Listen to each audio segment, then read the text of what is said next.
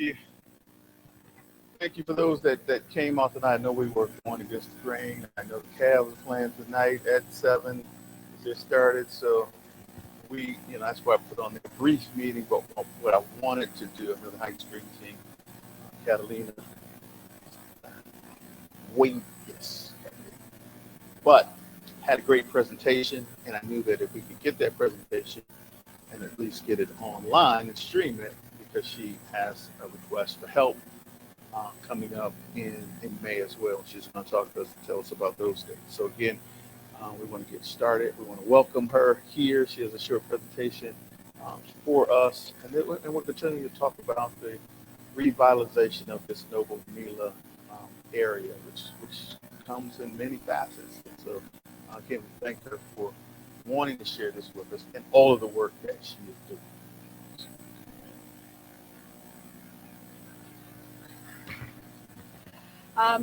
Okay, so to the people here and people watching at home, my name is Catalina Wagers, and I am from the Cleveland Heights Green Team. I'm here to talk to you a little bit about the Caledonia Ravine and the work that we've been doing. This is our 3rd year working, and this is a volunteer group. So volunteers have been working the Caledonia Ravine. Why do we care about the ravine? Because it's a wonderful natural resource for our neighborhood, and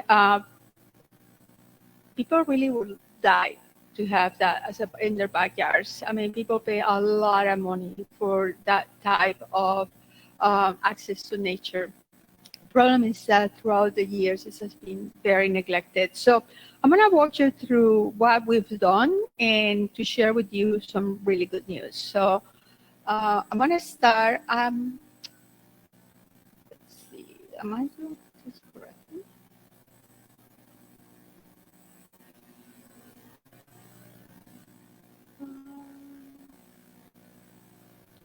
Help is coming. All right.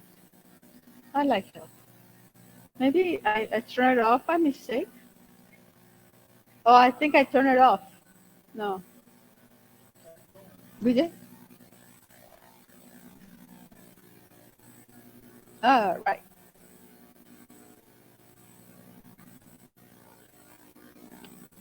Perfect. All right. So just to orient ourselves, I guess you guys can see that. At the top is the 9 Mile Creek, and at the bottom, in the little red circle, that is the West 9 Mile Creek. And actually, that's what we call the Caledonia Ravine, because it goes through our neighborhood between Cleveland Heights and East Cleveland. The little cross, that's where we are right now. So we are part of the watershed, the 9 Mile Creek, that starts in Beechwood and actually ends in Lake Erie. There are several branches to the creek, and we have most of them, unfortunately, are now underground. Once upon a time, they were exposed. We are one of the channels, the 5 Mile channels that have been abandoned. So when I reached out to the Northeast Regional Sewer District and I told them about our ravine, they didn't even know what I was talking about. So that's how abandoned it is. There are only 6.4 miles that remain open, and that is really in the 9 Mile Creek. So our little section over here, most of it is underground. So it just comes out right here below the Caledonia School. It flows into Lake Erie, and we want to make sure that we protect the purity and the cleanness of our lake. So any garbage contamination that we get goes down the lake. So what is the current situation and why we're here? The current situation is that the ravine straddles Cleveland Heights and East Cleveland. So it's sort of like a no man's land, you know. So with that, we don't have a lot of police activity. Nobody knows, who you need to call. The police doesn't really come around that much. The ravine has been used for decades as a dumping site. And if you go down the ravine, and I have people here who have been down the ravine, you pick up a piece of trash, and there are 3 or 4 feet of more trash below that. Garbage, debris, and worse than anything, illegally dumped materials are accumulating at the bottom of the ravine, and they are polluting the water that is going to Lake Erie. There is also the problem with the abandoned Case Western Observatory at the corner, and that really brings a sense of nobody's watching, and there's a lot of undesirable activity going there. So I think people feel that it's okay to dump there because there's no, oversight. And all that results in this perception that it's not a safe neighborhood. And when that happens, home values decrease. So what are we doing about it? The Green Team started 3 years ago, identifying the ravine as a place that we wanted to help clean up. As we met with neighbors, Pastor Hicks, council, what we learned is this goes beyond cleaning up the ravine. This is about really building a community that is resilient, that is prepared for all the changes that are coming to us from climate change, a community where people feel safe. So we started partnering with people, and the first partners we had were the Northeast Regional Sewer District. They've been here. They've been great partners to us. Then we met the Trust for Public Land.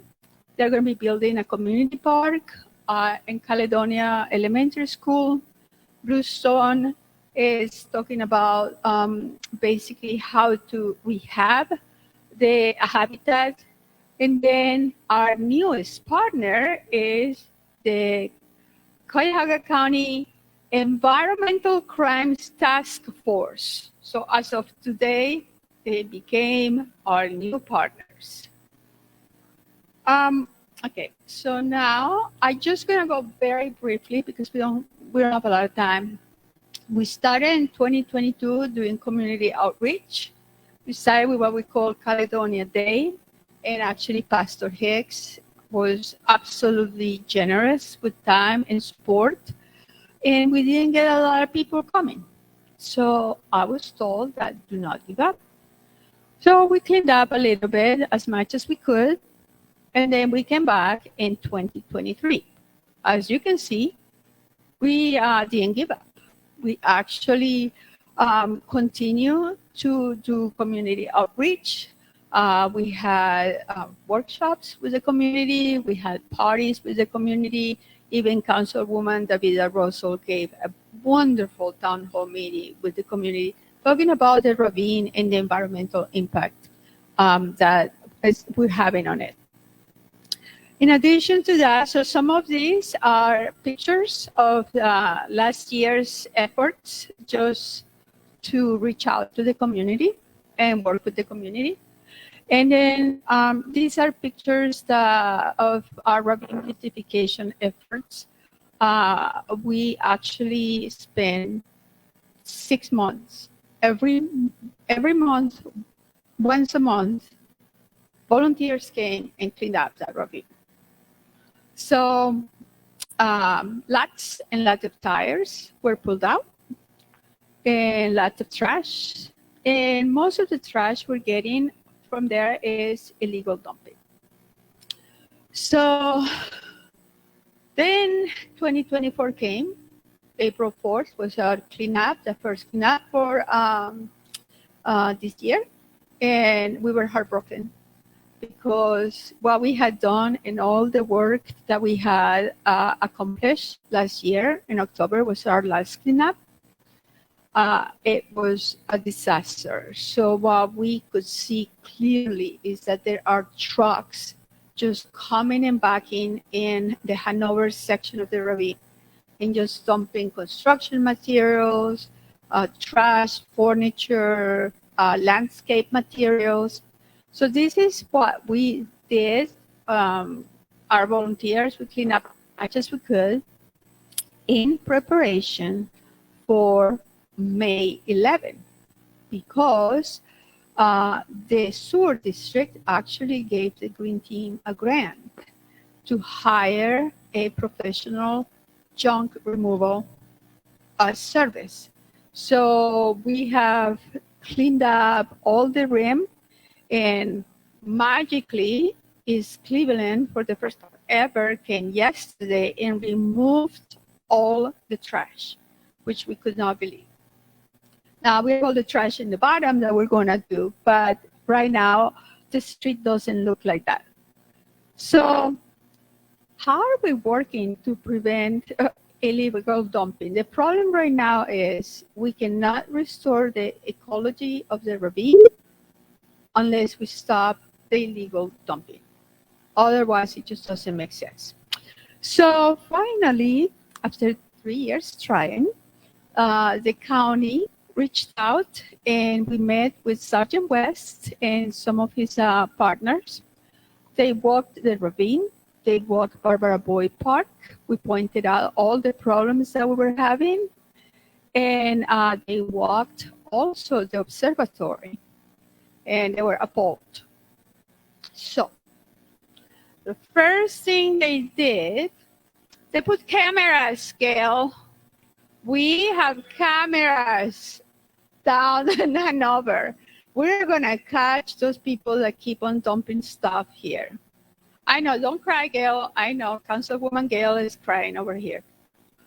One of the things that we can secure, the other thing they talked about is they are going to find out who owns that building. And they are going to figure out how to secure the building. Somebody has to do something with that building.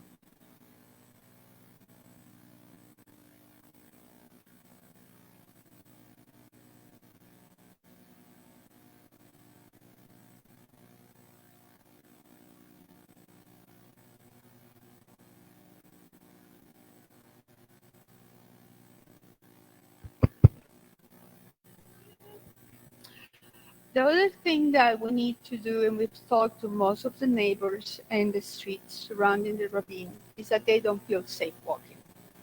So that's part of the problem. So what we need to do is find ways to increase foot traffic and invite the neighbors to go out. The more they see human activity, the more the polluters are going to be discouraged from being there. So the Environmental Crime Task Force, along with the Solid Waste District, and they are the ones who pay for all the tires removals and all that throughout the county. The director of the Solid Waste District was here today. And one thing that we did is, can you guys get rid of that little insert box so the public can see? This is Sunday. And this is on Barbara Boyd Park. And what you're looking at, these are the little Girl Scouts with a cleanup there. We're looking up the hill. The hill goes into a street with houses, and it's a complete dump site. It's unbelievable. Now, that's East Cleveland. So what the Cuyahoga Solid Waste District is going to do, they are going to clean up that park, and they're going to cite the residents for illegal dumping. So we're going to have a beautiful park that the children deserve and the community deserves, and they don't need to be looking at trash. So how to get involved? One of the things, Pastor Hicks, Councilwoman Larson, what we really need is to develop a community watch group. We're gonna clean this up. We're gonna have a community playground. It would be wonderful if we could count with some neighbors to make sure that, the cameras are not being ripped apart, make sure that, we call the police when we see weird activity at the observatory. We really need the neighbors to step up and help guard and watch the area. Now, what's happening next, and this is the reason why I'm here today, is because we have one final cleanup on May 4th, and we would love to see the community be part of it, because we're going to be preparing for the junk removal service on May 11th. That's going to come and remove all the junk from deep inside the ravine. Once we're done, that ravine is going to look like it hasn't looked in probably, 50 years. So it's time for us to protect it. So everybody from the community is invited. Now, I just wanted to provide a quick update because this whole project doesn't end with the ravine being cleaned up, actually starts with the ravine being cleaned up. The Trust for Public Land will be building a beautiful community playground on the Caledonia Elementary School, the backside. You guys can go on their website and see the plans. A community garden is going to be built also there so the community can participate. And the Green Team will continue to do outreach to different organizations to advocate for nature trails for the community and also a habitat restoration project. So where we are is just the beginning. There is a lot more to come. And we're very excited to share this news today. So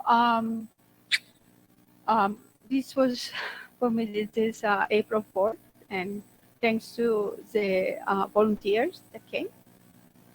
It was a fantastic opportunity. So I thank Pastor Hicks, and I thank you guys for coming, and I thank everybody for watching this, and I'm really hoping that we continue to have these community chats and we continue to build on developing this strong community partnership to protect this natural resource that is so beautiful.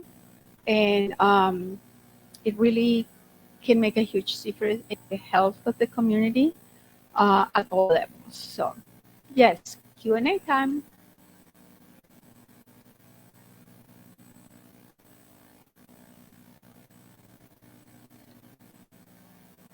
Oh, that's such a great question. So I'm going to repeat the question for those online. I forgot to get your mic. The question is there a number for people to call to report illegal dumping in the ravine? Yes, it is. And I am remiss because I didn't bring the card. We actually, part of the reason why we were not able to connect until now with the task force is because two people from the task force had, I guess, after COVID, something happened. So the positions were open. I actually met today the person who is leading the task force. He's new. He's committed. I think this is probably one of his first outings, and he gave me his number. So what I'm gonna do is I'm gonna forward it to you guys. I'm gonna forward it to Pastor Hicks, and maybe we can put it somewhere. Also, I'm gonna put it on our website, which is www.chgreenteam.org. And we need to maintain this conversation, So yes, thanks, Gail. That's a great question.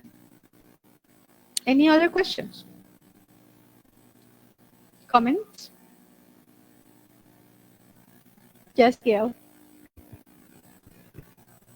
For those of us here this evening and for those watching, I want you to know that this woman has really been a catalyst for moving forward environmental justice in our neighborhood. I'm so proud of you. I'm so happy to be able to say that you're my friend. Okay, well, I love this community, and I love the people here, and I think that there's just so much opportunity for this community to grow and for property values to go up, for people to lead healthier, greener lives, and we are super committed to the Caledonia neighborhood. I mean, that's 100%. So we're proud to be here and to great partners with you guys. So this is it. This is my presentation. Thank you so much. All right, thank you. And this will be on our Facebook page. We'll be able to share this presentation, and we can get you a copy of this presentation as well if you want to post it on your website or on your social feeds as well. Okay. Okay.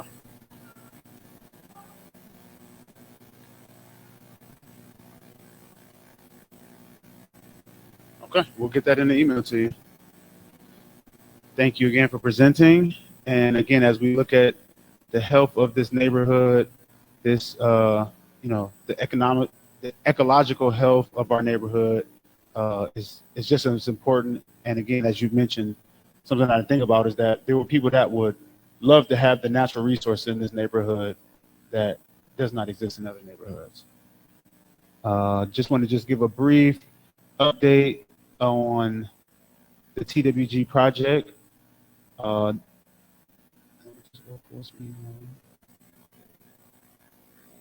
not going to do the full presentation that Paul has done, but I do want to show one of the new updated shots that council has seen and planning commission has seen. And this is the new shot of the former Noble Station, now known as Nobility Court project.